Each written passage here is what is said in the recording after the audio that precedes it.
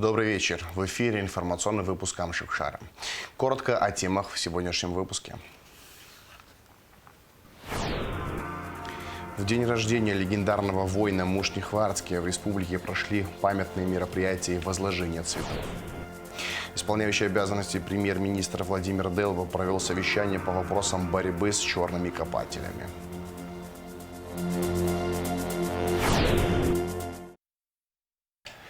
27 марта исполнилось бы 70 лет Мушнихвардске.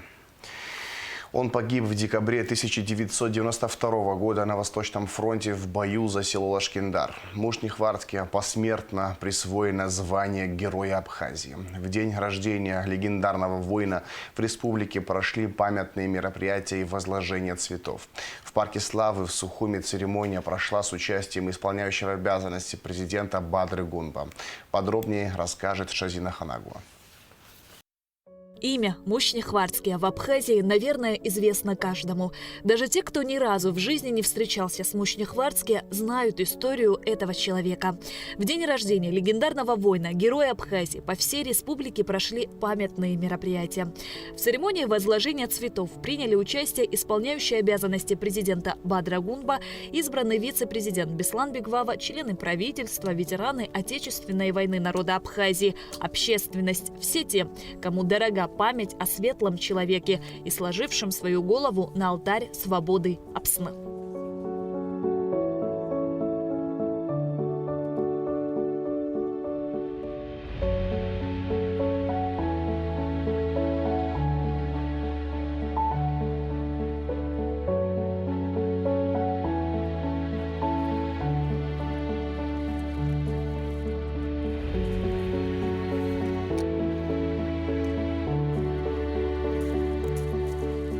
Одни стремятся быть лидерами, а другие ими становятся. Мушнихвардске же стал лидером без всяких натуг. Он жил не тщеславием и завистью, а движимый любовью к своей родине.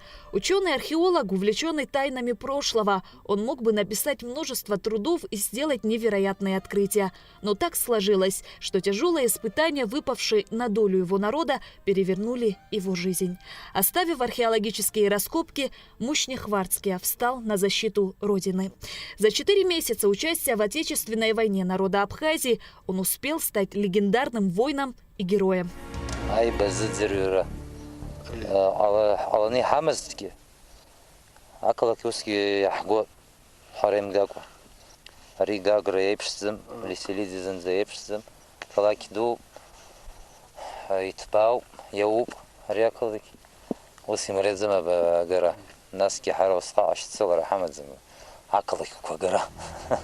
Мушних Умсаевич был харизматичным человеком. Он как магнит притягивал внимание других людей. И неважно, кем они были, к нему все тянулись одинаково, как дети в детском саду тянутся к воспитателям. Такой был магнетизм, такое обаяние. Сестра Мушнихвардске Эмма с трепетом поделилась воспоминаниями о младшем брате. Нас было 4, он самый младший был. Мы его по-другому называли, просто сегодня он уже настолько старше нас и выше, что уже муж не говорим официально. Очень был в семье тоже тактичный, с нами со всеми. Я вообще не помню, чтобы он не то слово. Вот как сегодня молодежь выражается, вообще такое слово от братьев никогда мы не слышали. Очень уважительный был. При Зурике даже он, при старшем брате, не курил. Я уже не говорю про отца. Друзья придут, с отцом рядом не садился. Ну, вот какой-то вот у него было вот абхазское такое в нем очень сидело. Имя Мушнихвардске стало символом мужества и самоотверженности, доблести и чести, преданности и беззаветной любви к Апсны.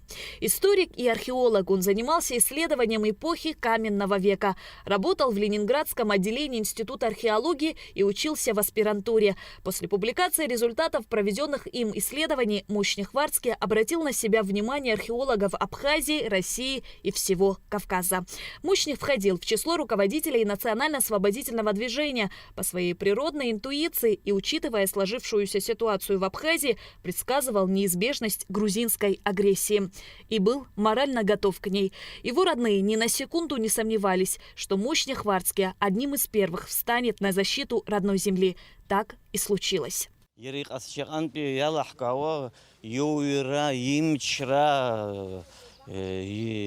ليش تجانا أي بشي جانا خلا بس ليش تجرجعن يخرجعن يبرزن زجي درجو بخون دحجو بخون يحصل زجي كانوا إن شاء الله نعلون. بالشكندر هتبك وبرا هاجكون شو هحتكو خبط وز أكلت كونين يرشي ناس درسيت مشني وزايوم جروب ومني هن سكاربيون هناس جروب أساس خجل سمن سنيت سنة ورات قلنا بس صلحوش قلنا على حق قلنا دات قلنا أتابيج دجنا راح أمخوا أخوا وانا مخوا خدشاني كبسونا جيك زمز دخيا بشرت مشني يقطع زبوي ريو خو جوتا كجوك زم حرقنا سرقس بخشنا سيد قلوب أسخو صار شمو أريلس كاوي تخيره وبري أرى جامش أزوج سمن فيشتي هيدا أورس حاجة чувство страха потерял بس يشرو وانا تقول الناس جي يوكش مكشي أزاج كون شوية ترفشجس يديربون نسافر شاتا خمس. Гарри Кайба был главой, он вот так мне говорит: Эмма, видишь мою седину, это из-за мушни, говорит. Я говорю: почему? Потому что, говорит, стреляют, говорит, а он идет, говорит, даже не нагибается. А мы хотим, говорит, броситься на землю. А он, говорит, сказал: наша пуля свистеть не будет, говорит, так что не бойтесь. Я, говорит, посидел, говорит, из-за него. Ну, такой он был. В октябре 1992 года Мушни Хварцкия направляют в Восточную Абхазию. Он сформировал боевой отряд и стал организовывать вылазки на вражеские позиции. В конце ноября 1992 года на Восточном фронте сложилась непростая ситуация. В районе населенного пункта Кетиван, села Кочера, сванские боевики перекрыли дорогу жизни из села Джгярда в Тхуарчал. Необходимо было немедленно освободить дорогу, имевшую стратегическое значение. Операция была успешно реализована, но на этом враг не остановился. Грузинские войска систематически нападали на село Лашкиндар. 6 декабря 1992 года противник предпринял крупномасштабное наступление. В этот день в бою по освобождению Сопки погиб Мушни Хварцкия. Эти позиции, которые вот буквально метров 20 от нас слева, были наши. Враг захватил. Мы закрепились вот неподалеку отсюда, где могилки. Муж не понимал, если нам не выбить врага до утра, нижние позиции просто придется оставить. Целое село, которое мы захватили, Квачару, пришлось бы оставить и Скинскар оставить. И понимая это, он нам приехал группа «Скорпион» на помощь во главе Надара Кокубава. Мы должны были взять в лоб это, как говорится, пройти метров 100 и захватить эти позиции, которые враг у нас отбил. Гибель Хварцкия надолго выбила из колеи тех, кто его знал, кто видел в нем символ победы и свободы. Но, конечно, никто не собирался отступать. Более того, все считали своей обязанностью сделать так, чтобы мечты Мушни Хварцкия о победе, мире, справедливости, свободе стали реальностью. Я подполз к нему, он уже лежал с открытыми глазами, но по-якутски, одним словом, он был уже мертвый. За это обидно то, что враг притаился. Мы как бы не поняли сразу, что он притаился. Думали, взяли Сопку. Это всех наше упущение было. Ну, мы отомстили за него. Этот враг, который кинул гранату, никуда не ушел. Он остался там лежать навечно. Уверенность Мушни Хварцкия в победе над агрессором, проявленная с первых дней войны, вселяла надежду в бойцов и командиров абхазской армии, целиком и полностью доверявших ему. Здесь, в селе Лашкиндар, на мемориальной доске и выгравировано его знаменитое изречение: «Я верю в свой народ и в то, что мы победим, что через эту победу и страдания мы возродимся другими, на качественно новом уровне». Эти слова стали девизом для всех защитников Абхазии. В Музее боевой славы был организован памятный вечер. Гибель воина – утрата не только для его родных и близких, но и для всего абхазского народа, отмечали участники встречи.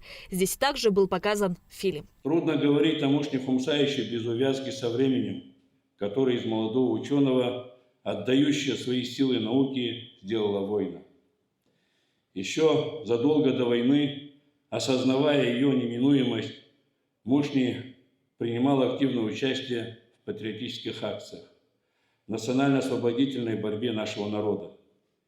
Человек огромного интеллектуального потенциала, абсолютно убежденный в формировании отрядов самообороны с перерастанием их в вооруженные силы, он делал все, чтобы они состоялись. У нас нет альтернативы, ведь завтра будет война.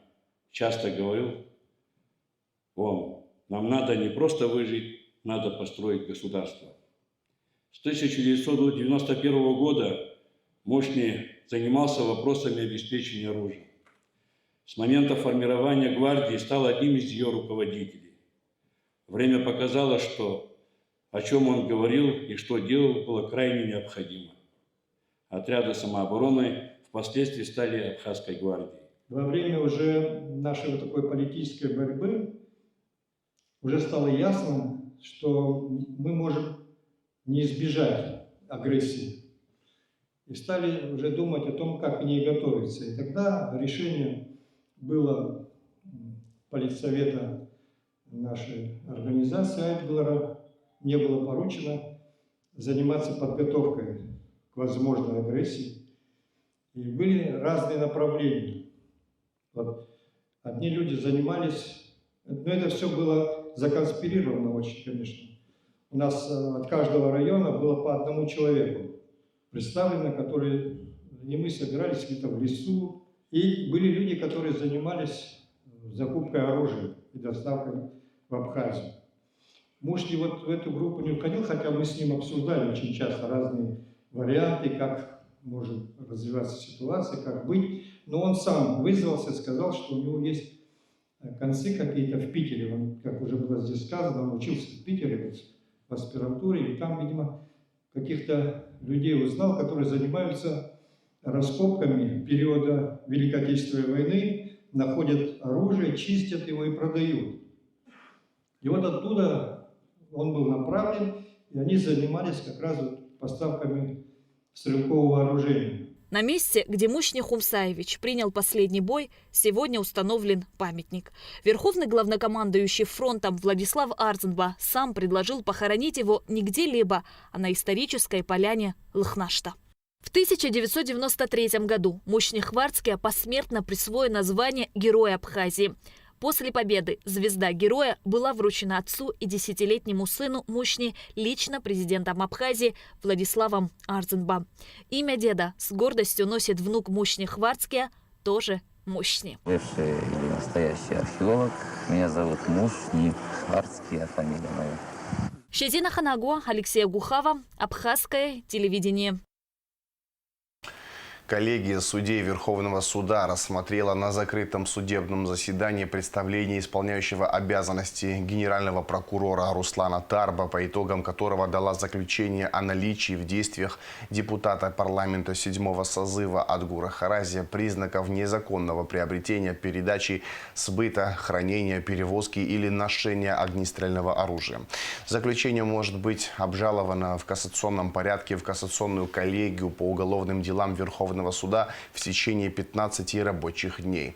Ранее Верховный суд дал заключение о наличии в действиях Адгура Харазия признаков умышленного убийства общеопасным способом и покушения на убийство общеопасным способом. Исполняющий обязанности премьер-министра Владимир Делба провел совещание по вопросам борьбы с черными копателями. В совещании приняли участие представители Министерства культуры, ученые, археологи, сотрудники правоохранительных органов. Репортаж Гугуцы Вардания. Богатейшее наследие Республики Абхазия потрясает многих представителей археологических экспедиций, особенно древние памятники. Благоприятный климат на протяжении веков способствует сохранности древних сооружений, но в последнее время наблюдается увеличение роста незаконного поиска и изъятия археологических предметов из мест залегания. Всему виной так называемые черные археологи. Именно их деятельность ведет к безвозвратной потере исторических источников. Этим вопросом надо более предметно нам всем позаниматься, но прежде чем начать это, нужно, на мой взгляд, общую концепцию проработать, нам правовую среду, чтобы у нас не было потом нигде ошибок, которые мы потом не сможем исправить.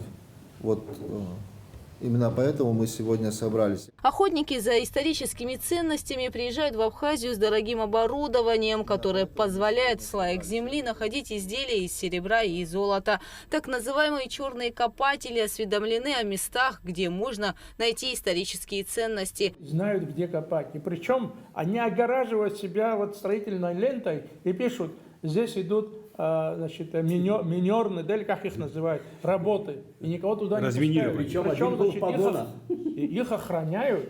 Причем охраняют не сочинские и зарубежные, а наши их охраняют. А там работают. Обратите внимание еще раз на район Цабала. Это уникальное место, на территории которого и вокруг которого располагаются памятники с древнейшего времени до 19 века.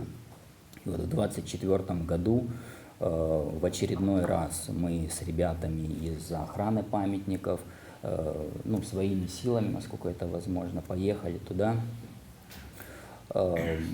и обнаружили в районе полигона, где наш располагается, военный полигон, огромное количество раскопов.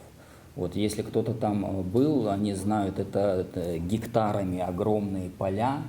И все эти поля, вот насколько глаза хватает, они все изрыты.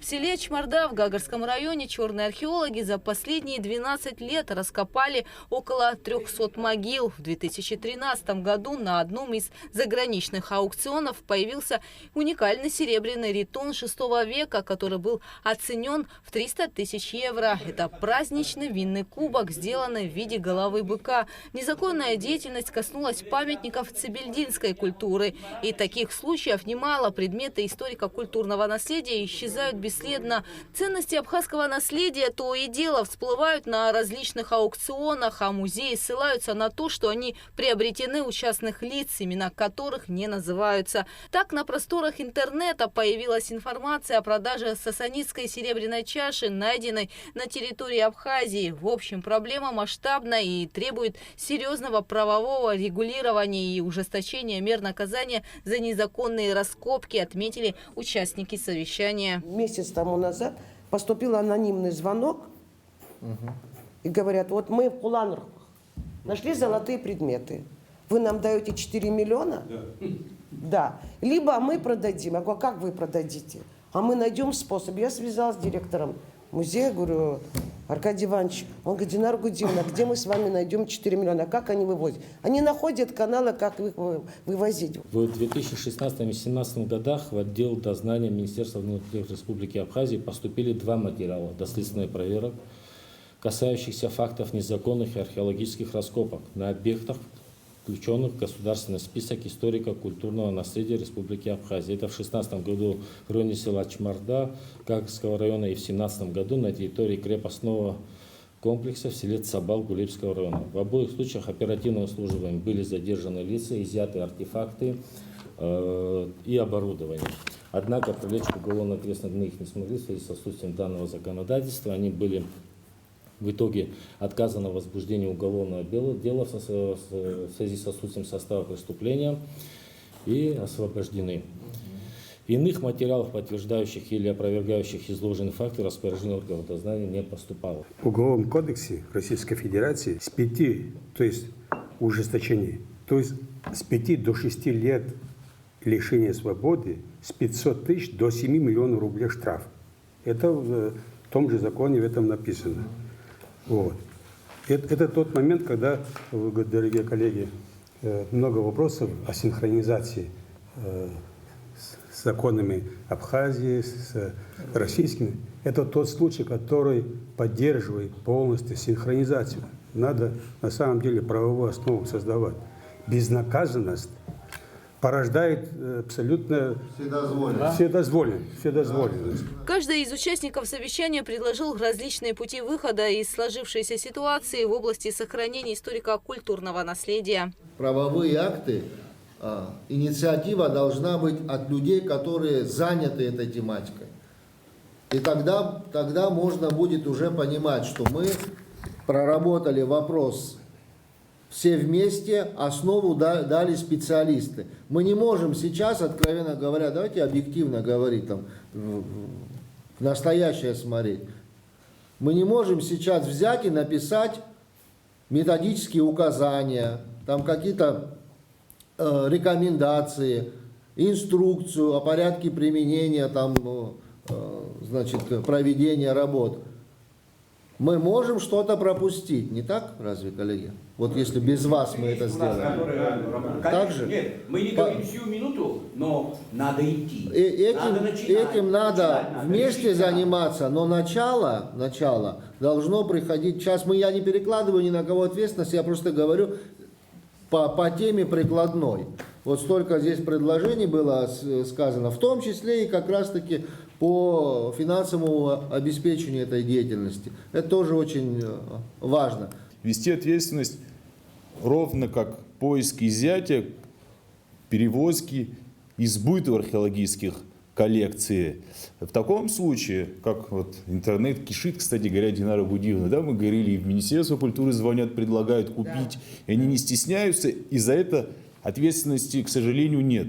То их можно будет легко привлечь в таком случае к ответственности.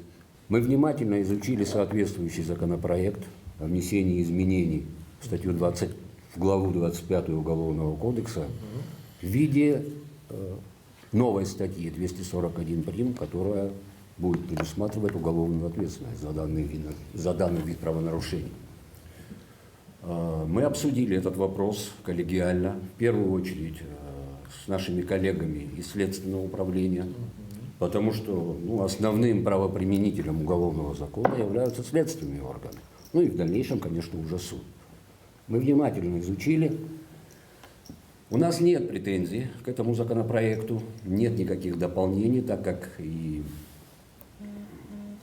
мотивировочная часть, и санкционное наказание, которое предусматривает, диспозиция самой статьи, которая разделяет наказание в виде 3 частей, все является с юридической точки зрения абсолютно правильным.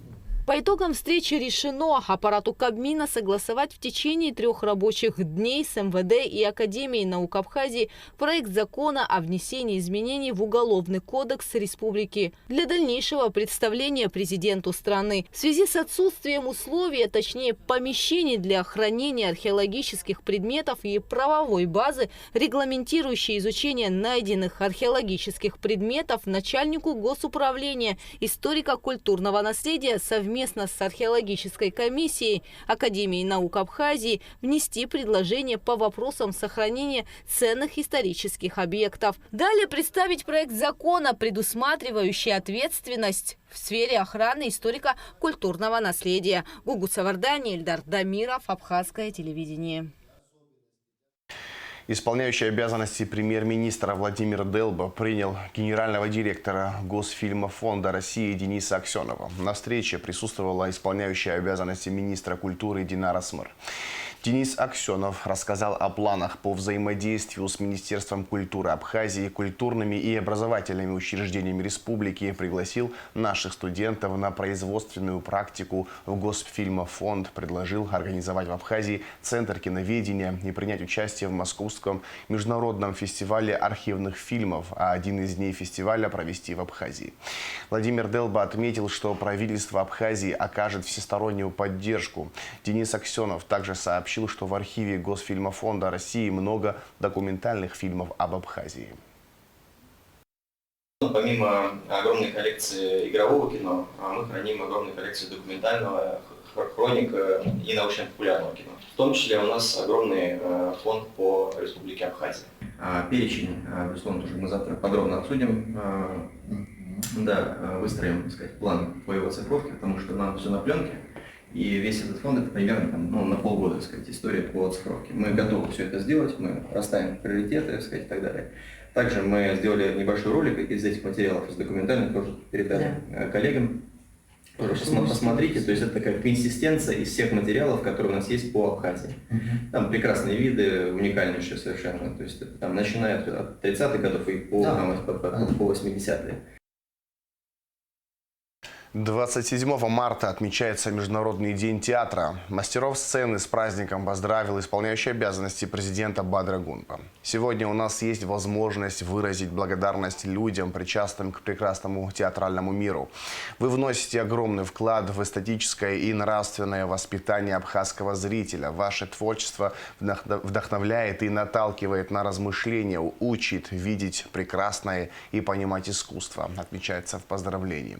Бадра Гунба пожелал коллективам отечественных театров успехов, радости, творческих открытий и побед, неиссякаемой зрительской любви. В Абхазии находятся представители Центра культурного сотрудничества имени Спиридона Тримифунского. Визит проходит при информационно-организационной поддержке представительства Россотрудничества в республике. Одним из приоритетных направлений деятельности Центра является поддержка современных российских писателей и формирование интереса к чтению среди подрастающего поколения. В рамках визита в Национальной библиотеке состоялась презентация авторской серии книг Елены Велины «Добрые сказки о простых вещах». Автор познакомила детей с героями своих произведений и поделилась историей создания книг. Также Елена Велина поделилась опытом с педагогами и библиотекарями по продвижению детского чтения. У Центра есть такое направление, проект по продвижению российских детских писателей. И мы как раз предложили этот проект, и он был воспринят руководством Минобразования республики. И вот сегодня мы уже представляли нашу детскую писательницу Елену Велину на площадках образовательных начальных классах, школах. И мы видели интерес, и к нам уже обратилась общественность, это преподаватели и педагоги, приехать уже второй раз для того, чтобы более широкий аспект встреч, чтобы задействовать больше молодежи. И всем понравилось. Ну, видите, мы попали в каникулы, но все равно залы полные. Вот это удивляет, что детки было предложено, и они сами изъявили желание поприсутствовать на таком мероприятии, на такой встрече. В Сухуми открылась 11-я международная выставка юных художников из Липецка и Абхазии. Она стала возможной благодаря многолетнему сотрудничеству Липецкой областной детской художественной школы имени Сурикова и Дома детского творчества «Айнар». На выставке представлены работы, выполненные в разных стилях. Выставка будет открыта для посетителей в течение 1 месяца. А в завершении выпуска расскажем о погоде. 28 марта в Абхазии ожидается по-летнему теплая погода без осадков. Температура воздуха ночью 9-14, днем 20-25 градусов тепла. Температура морской воды плюс 11 градусов.